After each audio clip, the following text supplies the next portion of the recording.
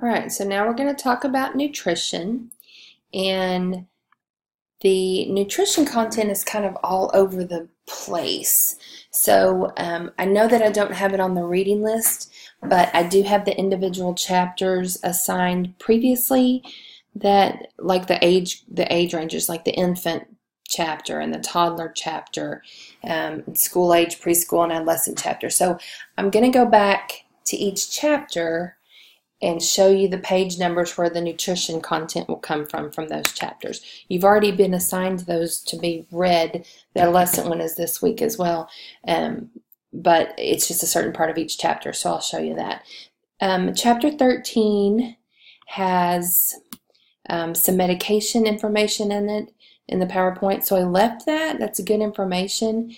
But I want to skip right over to the nutrition content in chapter 13, the reading that you were assigned and out of that chapter.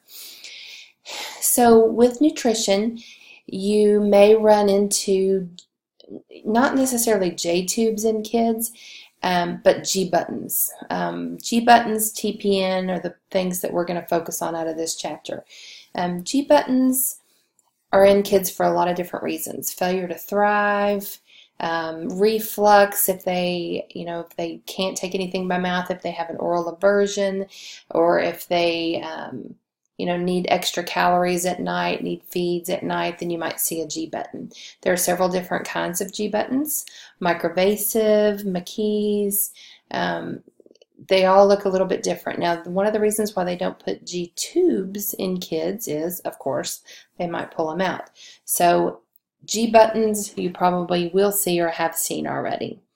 Parents are very good at giving meds through G buttons. They can probably teach you a few things. We don't use the little red adapters anymore. We use a feeding tube to administer, like a little tube extension to administer meds through G buttons now. So here are some tips on giving meds through a G button. Make sure that your tube is in place. Now, there's no real way to do that kind of on the outside. If it's in the skin and it's in the stoma where it's supposed, or the place where it's supposed to be, then you can pretty much assume that it's there.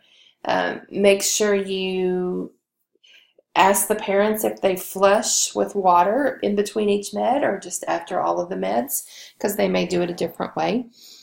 Open up your capsules, make sure that everything is dissolvable. You don't want to clog up that tube. Okay. You'll have a couple of different ways to support nutrition. Enteral feedings, or enteral go right into the gut. Okay, think of that. Entrails enter the gut. You might have an oral gastric tube, a nasogastric tube. You might have a G button. You probably won't have a G tube. Okay, G buttons are surgically placed. If they come out, it's real important that parents know how to put a new one back in, because the little opening will close up if they don't put something back in there pretty quickly. So make sure that parents know how to change those out and have a spare G button at home. Parenteral are through the IV. So TPN, lipids, those are parenteral nutritional support methods. Hydration support, here's your formula. You all should know that. It should be very near and dear to your heart. What happens if a child cannot take his amount orally? Well, then he gets it IV. All right, with an enteral tube. Now, the placement that they're talking about that must be confirmed, if it's an NG tube or an ND tube or a feeding tube that's in, an oral gastric feeding tube, then those have to be checked prior to administration of anything, feeds or medications. Now, how do you check them? The gold standard is now the pH. You check the pH of the stomach aspiration, and if it's, I think 5 is the cutoff, then you know you're in the stomach. All right, make sure that you mark your tube on the outside so you'll know where, especially if it's a nasogastric tube, mark it at the tip of the nose where you know that it's in there if it's at that same place. Always make sure that you assess signs and symptoms of that tube being dislodged, where they're having trouble breathing. Always listen to lungs, because if that tube becomes dislodged and you feed right into the lungs, then that's bad.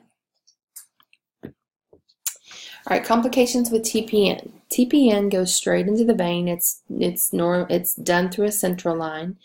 Got to monitor for infection. High risk for infection with the central line. So that's the biggie. Also, you need to monitor electrolytes and liver functions, because TPN can be very hard on your liver. All right, so that's all we're going to cover in chapter 13. Now I'm going to go over here to the individual chapters. This is the infant chapter, okay? So it starts on page 81, the nutrition information. Talks about breastfeeding, so you need to make sure that you read that section, okay? Each one of these sections has a couple of different subsections that I want you to pay attention to. The Healthy People 2020 objectives, and also the obesity information in each section. Really important, okay? Breast milk supply and demand, benefits of breastfeeding. Now this is going to be repeat content when you get to OB, so you might as well learn it and then learn it again. Okay, technique. If you have the opportunity in OB to go with a lactation consultant, you'll get a lot of teaching, a lot of instruction on breastfeeding technique. Things to teach the moms. Problems with breastfeeding, engorgement, poor sucking. This is just a tiny tidbit of teaching on breastfeeding. And they do talk about bottle feeding and feeding patterns, and how many ounces, 2 to 3 ounces. 6 months, they need to feed 4 or 5 times a day, 6 to 8 ounces. So there's some guidelines in there about how often and how much. One thing it does talk about is the infant section is a little bit longer than the rest of them. It talks about progressing to solid foods and the timeline for that. So that's important to remember, okay? And then this little box right here, cow's milk should never be given to an infant for more than one reason, okay? It can cause, like we talked about in the GI section, those little microcytic bleeds. It gives you the potential to react, to have like a milk allergy, and they need the formula. They need the iron fortified formula. So lots of different reasons. That little box is important. Foods to avoid in infancy: eggs, honey, anything that might cause them to choke, peanuts, popcorn, hot dogs, peanut butter. Those are all things that you don't want to expose a child to in infancy. Okay, and it goes through page 86 in the infant chapter. In the toddler chapter, it starts on page, what page is this? Goodness, it doesn't say. All right, right after car seat safety, okay. Safety in the water talks about promoting nutrition. Of course, there's a little box in the middle, preventing drowning. Important information, but not on this exam. There's Healthy People 2020 objectives. This chapter talks about weaning from breast and bottle. So those are important things to pay attention to in this chapter. Okay. It also talks about iron deficiency anemia, right there, and things that are high in iron. Talks about advancing solid foods, when to do that. Of course, always withhold if it's going to be a choking hazard. Don't want to give them nuts, carrots, popcorn, hot dogs. Make sure you cut them up if you do. Whole grapes are not good. Not for toddlers. All right. Toddlers are picky eaters. Okay, so they have what's called a physiological anorexia, that they'll eat a lot one day and they won't eat anything the next day. Not uncommon, okay? Tell parents, do not panic. They will eat when they get hungry, and that's the truth.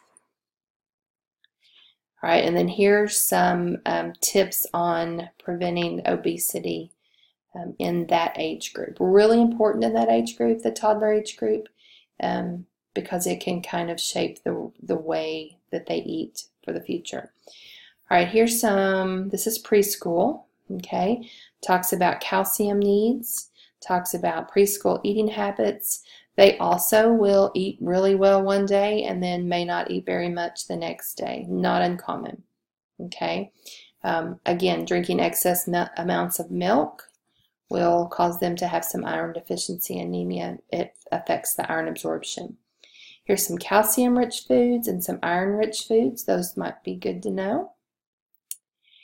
And then the prevention of, the Healthy People 2020 goals and the prevention of overweight and obesity. Calcium is a big player, is a big factor in that age group in the Healthy People 2020. All right, school age. Here's some questions that you might ask the parents as far as nutritional habits or the child during their assessment. Lots of Healthy People 2020 goals.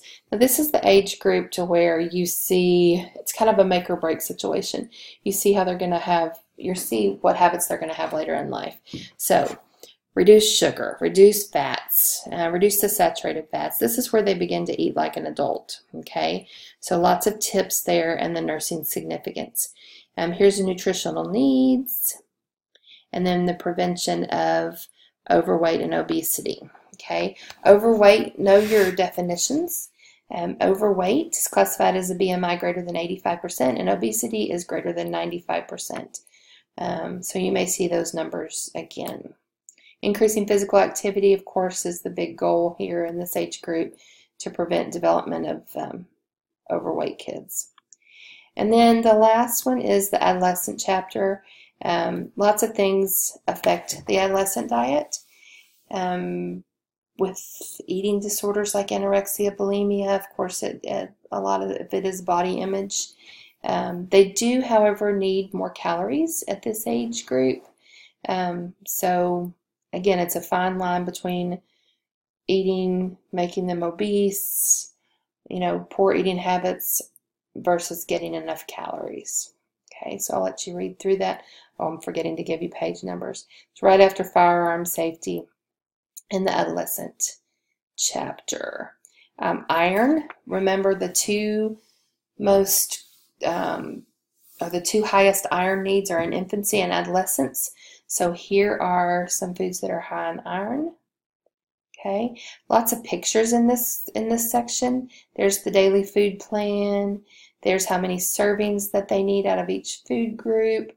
Remember the food pyramid when you were in school?